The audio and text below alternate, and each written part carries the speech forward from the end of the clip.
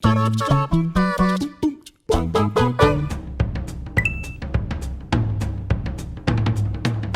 Villains, you say? Well, Dick Villains would be a great name for a villain, Mr. Dick Villains. I've just said Dick Villains a lot now. Please leave this in the edit, whoever's editing this. Dick Villains. I'm going to go with Liquid Snake because I don't think I've had that much fun watching a villain turn up.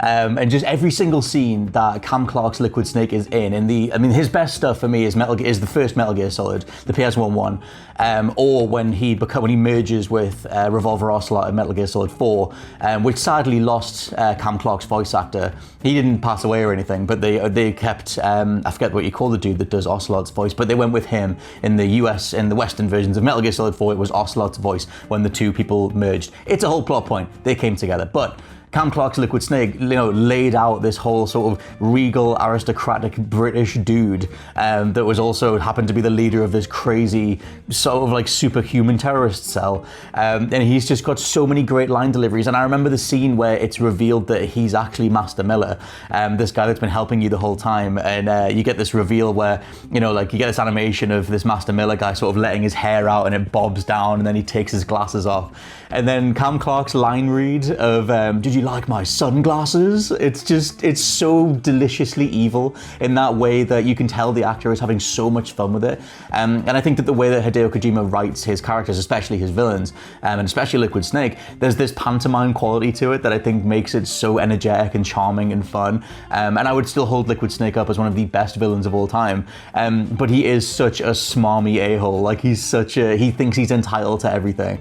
And he's always having a go at Snake because when they were separated at birth, he's like, you got all the dominant genes and I got the recessive genes. And then it's revealed later that actually Liquid Snake actually did get the dominant genes and Snake overcame his own DNA to put him down. And it's a good time. But Liquid Snake, I challenge you to do better than Mr. Liquid Snake. And Mr. Cam Clarke, what an absolute legend. So, when it comes to video game villains, I unfortunately have a little bit of a weakness. When we're talking about the outsider from Dishonored, it's just something about him. He's dark and mysterious and sexy. But, there's also Albert Wesker, who is also, mysterious, but, not exactly dark. He's got blonde hair, but he's still incredibly... I like Albert Wesker. I think that has been established that I am a fan of Albert Wesker. I am a fan of bad boys, okay? But I don't feel like they're very dickish, when we're talking about video game villains that are dicks but you still love anyway. I don't see them that way. I just don't. But if we are thinking about people that kind of really mess you about and there's just so many dick moves involved, I'm gonna have to go with GLaDOS because there's just so many snide comments that she makes. She really screws you over on so many different levels, and yet she's just so funny. She's so suave and hilarious, and the fact that she then forgives you in the second game and you have to work with her, and yet she still makes these snide comments. It's like, GLaDOS, you are in a potato, love. Like, let up, But she doesn't, because that's just not who she is. She hates you, and she will let you know that. And I just think she's brilliant. She's just this, I really liked Wheatley in GLaDOS 2, in Portal 2, but it has to be GLaDOS, because she's the supreme. She is the supreme villain of Portal. She's hilarious. She's just evil, downright evil. And if we're talking about dick villains that I just so happen to love, it's got to be GLaDOS.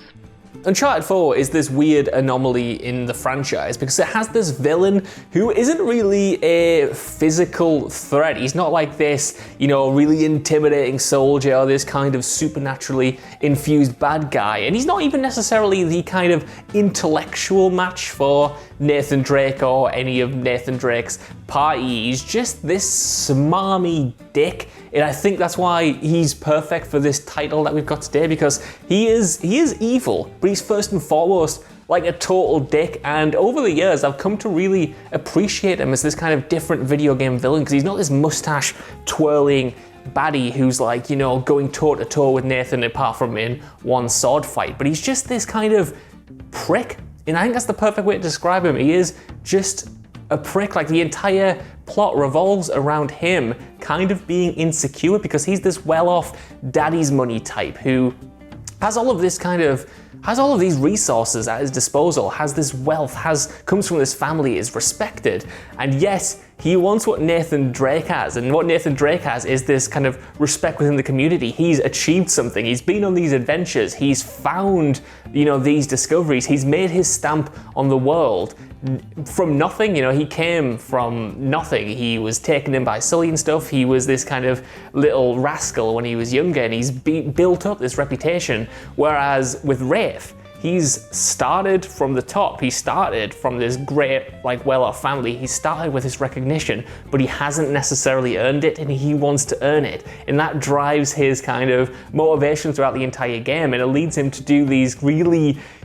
smug, kind of arrogant, smarmy deeds in a way that most video games kind of don't portray their villains as, in this certain way. He's almost pathetic in how kind of insecure he is, but that makes him dangerous, and that makes him a genuine threat still, and it's not like it's undermined. It's kind of like, and this is a weird comparison, but he's kind of like Kylo Ren, in that he does, terrible things and is capable of doing terrible things and can, match the player or match the protagonist in terms of, getting in front of them at every turn and making sure that they can't just steamroll him. But at the same time, a lot of that is born from this sort of deep insecurity. He's almost role-playing as a bad guy, what he thinks a bad guy is first and foremost, rather than actually being it. I find that so fascinating, and it makes him more loathsome, at least in my mind, because he's a three-dimensional person, at least it feels like.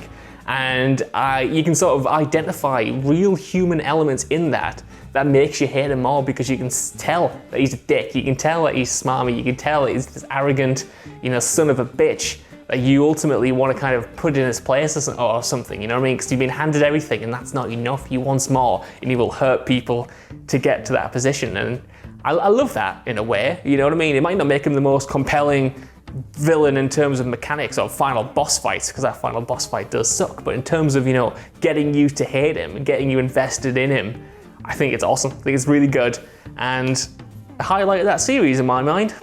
Hello everyone, Snowy Egg Jules here. Now, this is the thing, when it comes to video game villains that I absolutely love to hate to love, but also hate, but also love, it has to be Andrew goddamn Ryan from BioShock 1. Honestly, this man is the epitome of great video game villains. Now, I read the accompanying book for BioShock, and it explains a lot more about his character and motivations, and maybe that did give me a deeper understanding and appreciation for his character. But even if I hadn't read that, his portrayal as this omniscient, omnipresent voice throughout Rapture who's willing to sacrifice and destroy his own city so that it doesn't belong to anyone else is the perfect example of a capitalist mind that is completely run wild. He will not let anyone take what is his. And it's just this sense of ownership that's been perverted and distorted throughout the runtime of BioShock that really seeps into the entire gameplay experience as a whole and makes him such an impactful villain.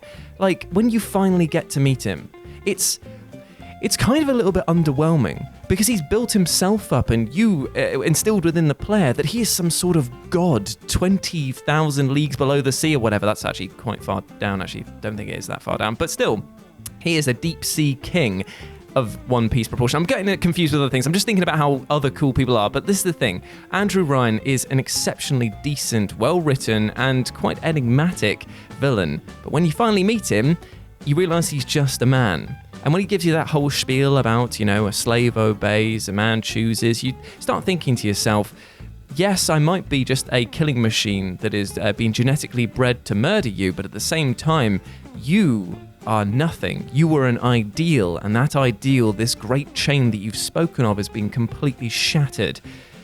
And it's a genuinely moving point of the game. It's one of the many, many reasons why BioShock 1 is one of my favourite games, and say it with me, kids, of all time. But yeah, Andrew Ryan, I love you, but I definitely hated you.